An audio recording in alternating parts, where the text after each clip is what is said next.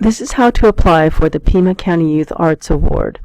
You can do it on a paper application or online. This video will explain how to do it on paper.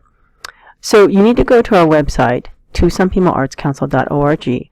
You can click on this banner if you see it, or go to Grants, Opportunities and Deadlines, Pima County Youth Arts Award, and it will take you to this page.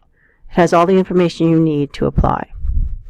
This is general information about the grant, and on the right-hand side you'll see some deadlines. This is the most important one. Monday, April 4th is the day that this grant needs to be in our office, or you can postmark it by that date. This is the application itself, and if you click on it, it'll download, and you'll see this right here. This has all the information you need to apply. It has general information, and then also explains who is eligible. You need to be a senior in high school, graduating with the class of 2016. You need to be planning to attend PCC in the fall, be a resident of Pima County. If you are trying to figure out your residency requirements for PCC, you would click on this, and it would take you through, if you're looking at it on a computer. This is Pima Community College, and all the information you need about residency status. I would highly recommend that you call them and go in and actually talk to somebody if you're wondering about your residency status. So if you have more questions about anything that I'm talking about today, you can contact me. My name is Denise Uehara. I'm the Grants Program Manager at the Arts Council. And here's my email, and then this is my phone number here, and you press extension 18. Okay, so moving on here. Again, this is the guidelines, and at the bottom of the guidelines you'll see some requirements here explaining work samples and description sheet, which we'll get to in a minute. Then down here is the actual application. You can fill this out, just use very neat print. Just print it by hand. That's fine. Put your basic information here. Please indicate your gender as you see fit. Your age. You must have your date of birth and the name of your high school. And if there was a teacher or counselor who referred you to this, please put their name, your principal's name, address, and information about your high school. And check which type of school you're at, or if you're homeschooled, you would check here.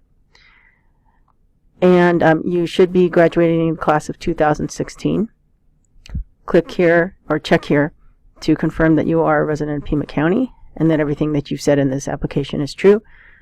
You sign it, date it, and then if you're under 18 years of age, you would need to have your guardian or parent sign it and date it as well.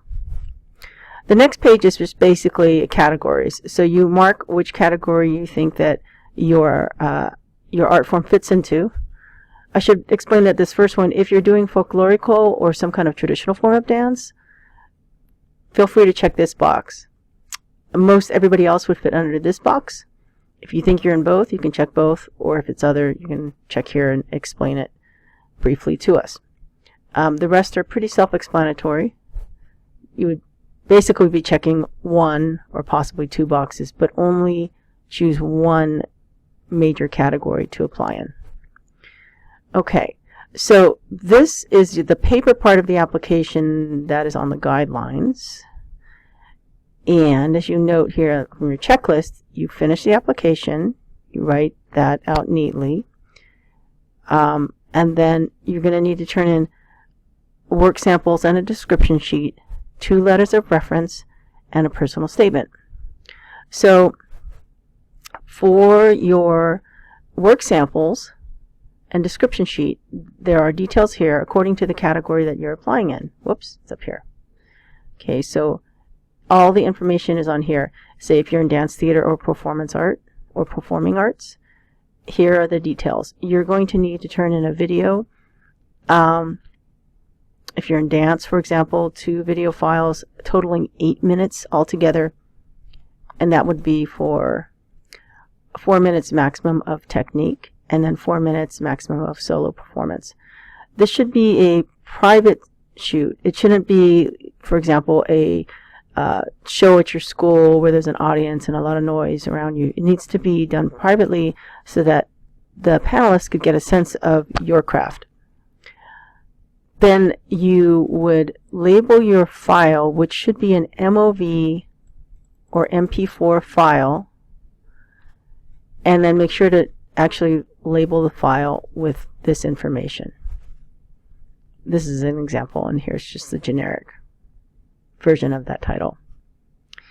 Please do not send in a DVD that would play automatically if we put it into a VHS or VCR, because we're going to be taking your MOV or MP4 file and then putting it online so that our panelists can review it online.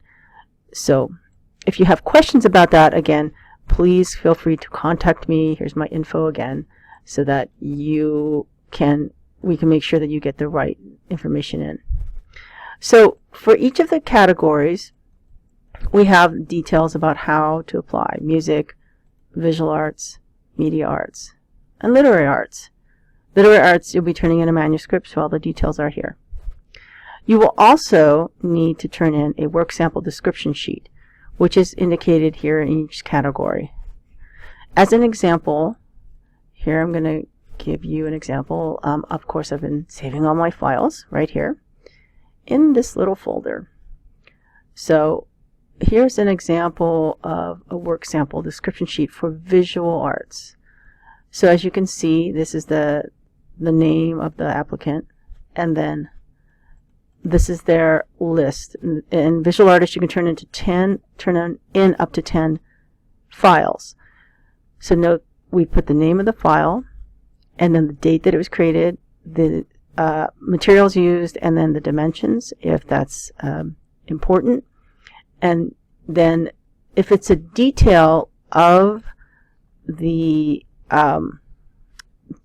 sculpture or painting, make sure to put detail into the file name, and then any information that you think is important for us to view it. So you might have some files that have very similar names, but they might have the word detail after them, like this. The reason we do this is so that we can organize all the files as they come in, and that we don't misassign your information and your work samples to somebody else. Okay. You will also, according to our checklist, you will need to have 2 letters of reference. So ask a counselor or an art teacher or somebody that supports the work that you do, and have them turn in a letter of reference. You can just have a paper copy, but make sure that you retain a copy for yourself. Here's an example of one. Of course, this is not really what they're going to say. That's just dummy text put in there. And then you have them sign it. And then you're going to have 2 of those letters of support, which you're going to turn in. In addition, you'll need to do a personal statement of 300 words. So, as an example, here's a statement. It's going to be in 3 paragraphs. And if you're wondering about what's in those 3 paragraphs, it's right here in the guidelines. So, a personal statement should be a first paragraph with a brief artist statement that includes details about your art form, your training in the arts, what inspired you. A second paragraph describing your educational goals and long-term aspirations, and a third paragraph that tells us why you are applying for the scholarship opportunity. Very straightforward. Please use word count to get an idea of how long your piece is. So it should be 300 words. It should be actually not in this size type, because we'll never be able to read it.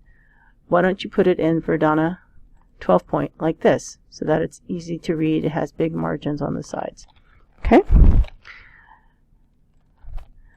So you're going to turn in all that in one envelope. Your application, your work samples, which, by the way, should be on a flash drive or something small. Unfortunately, we can't return flash drives, but you can get a really small one. You could probably even get one at like a grocery store or a corner store. Okay, so that's your checklist. Here, let's go to the checklist again. And you put it all in an envelope with your flash drive, your work samples, your description sheet, application, 2 letters of reference, personal statement. You can address it here. Make sure to put the correct postage on it. Or you can walk it into our office. We are located at 100 North Stone, which is the Pioneer Building, and Ike's Coffee Shop is at the bottom. You take the elevator to the 3rd floor, and then you can hand it in to us. It needs to be in by 5 p.m. on that day. If nobody is here, you can slip it under the door. We need to have it by that end of that working day. Alternatively, again, you can apply online, and there's information on our website how to do that. Sometimes that's easier for people, but paper is totally fine. And here's, if you were to click through on this, it would take you to our online application. Okay, again, if you have any questions, feel free to call me or email me. Better to call because I'm going to need to talk to you in person anyway. And break a leg filling out that application, and I look forward to your submissions. Thank you so much.